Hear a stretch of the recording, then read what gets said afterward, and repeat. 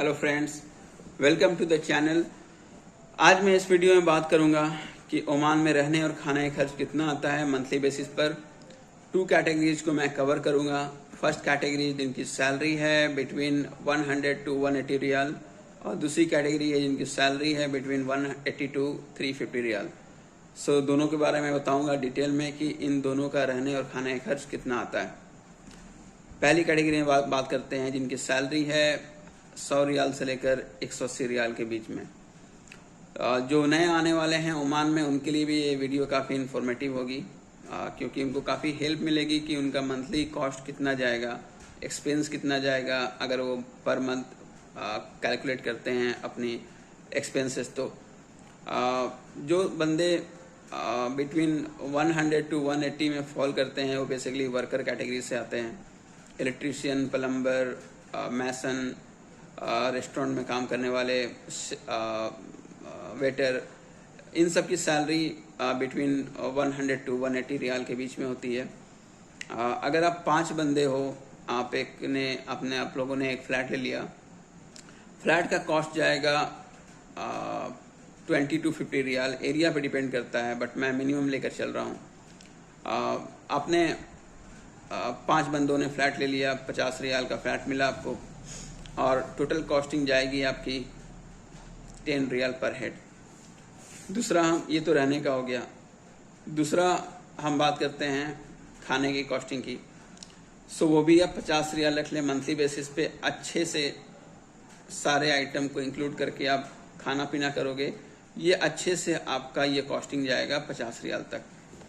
आपने कैलकुलेट किया कि पर हेड 10 रियाल फिर पड़ रहा है। खाने को लेकर भी, खाना खुद से बना रहे हो तो अगर आप बाहर जाके खाना खा रहे हो तो आपकी कॉस्टिंग का तो कुछ पता ही नहीं चलेगा कि जितनी ज़्यादा मर्जी आप बढ़ा लो।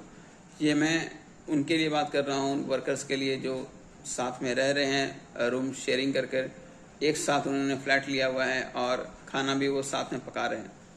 सो आपकी ये मैक्सिमम कॉस्टिंग जाएगी 50 रियाल, उससे ऊपर नहीं जाएगी। आप अच्छा खाना पीना खा सकते हो 50 रियाल में। तीसरी चीज़ जो इम्पोर्टेंट चीज़ है वो है इंटरनेट फैसिलिटी। देखिए, ओमान में जो भी नया बंदा आता है उसको अपने घर वालों से बात करने के लिए इंटरनेट चाहिए ही, और आज के टाइम में लोग सोशल मीडिया पे ज़्यादा टाइम स्पेंड करते हैं, सो उसके लिए भी आपको इंटरनेट की ज़रूरत होती है। अगर आप एयरपोर्ट पे उतरते हो ओमान में, उतरने के साथ आपको वाईफाई कनेक्ट करना पड़ता है एयरपोर्ट में, और उसके बाद आप अपने घर वालों से बात कर सकते हो। लेकिन आपको लाजमी एक सिम लेना होगा जो यहाँ पर एक्टिवेट होता है और आप अपना नंबर यहाँ पर वही नंबर आप शेयर करते हो सभी के साथ। तो आपको मुश्किल से बिटवीन 4 रियाल टू 6 रियाल एक सिम मिल जाता है। उसमें होता क्या है कि सिम जो आप लोगे तो कॉलिंग के लिए डेटा होता ही है, लेकिन इंटरनेट के लिए काफ़ी कम डेटा होता है जो सफिशिएंट नहीं होता है। पर मंथ के हिसाब से आपको 3-4 GB का डेटा मिलेगा जो आप सिम लोगे, सो सफिशिएंट नहीं है। अब आपको क्या करना पड़ेगा, आपको वाईफाई लगवाना पड़ेगा। वाईफाई की जो अनलिमिटेड वाईफाई की जो कॉस्टिंग जाती है वो बिटवीन 25 से 30 रियाल के बीच में जाती है। आपने वाईफाई लगवाया, 5 बंदे में डिवाइड कर लो, 30 रियाल भी जा रहा है तो 6 रियाल आपका जा रहा है। ये आपके 3 मेजर एक्सपेंसेस हो गए, रहने का और खाने का और वाईफाई फैसिलिटी। चौथा जो आता है मेजर एक्सपेंस वो आती है ट्रांसपोर्टेशन को लेकर। देखिए, यहाँ पर ओमान में ट्रांसपोर्टेशन की फैसिलिटीज उतनी नहीं है जितनी इंडिया में है। यहाँ मेट्रो नहीं है, यहाँ पर रिक्शा नहीं है, ऑटो नहीं है, ई रिक्शा नहीं है। यहाँ 2 ही ट्रांसपोर्टेशन की फैसिलिटीज हैं। पहली है टैक्सी जो प्राइम है, दूसरी है बस।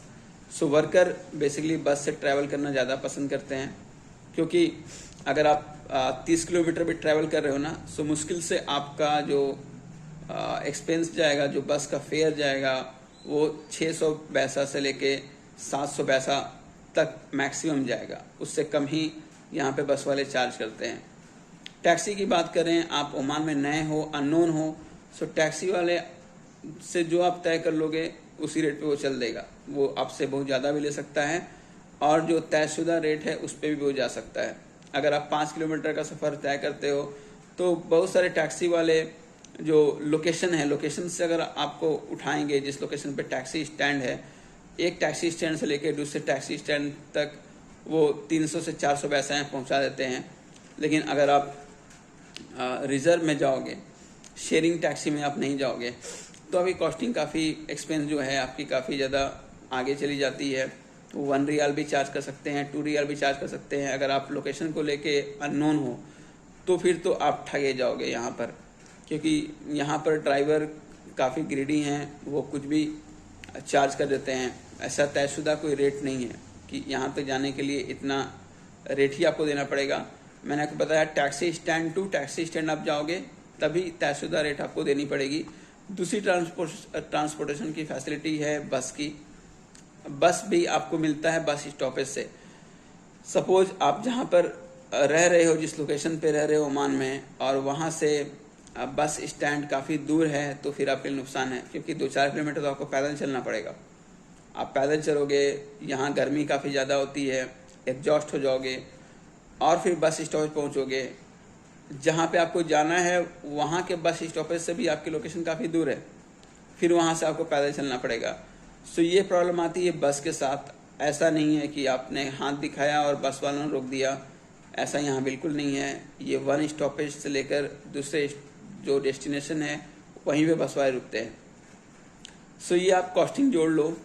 आपके रहने का खर्च हो गया 10 रियाल, खाने का खर्च हो गया 10 रियाल, इंटरनेट का जो हो गया वो 6 रियाल, 26 रियाल हो गए।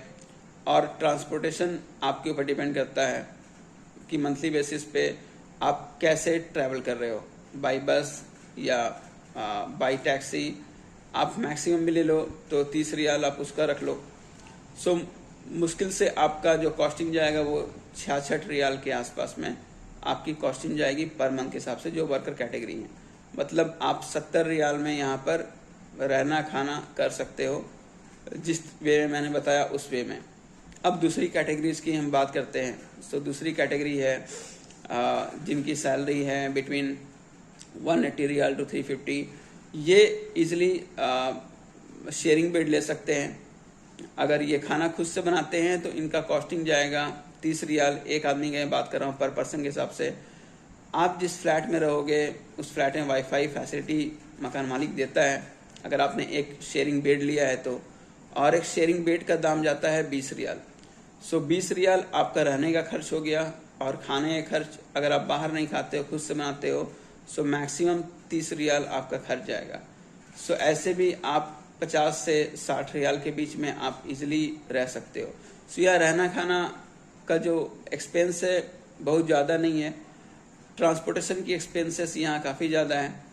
सो जो नए आने वाले हैं, होप उनके लिए मेरी ये वीडियो इन्फॉर्मेटिव रही होगी, उनको कुछ नॉलेज मिला होगा, और वो अपनी एक्सपेंस जो है मंथली बेसिस वो कैलकुलेट कर सकते हैं। बेटर है कि आप कंपनी वीज़ा पे आएँ तो आपके लिए काफ़ी बेनिफिशियल रहेगा।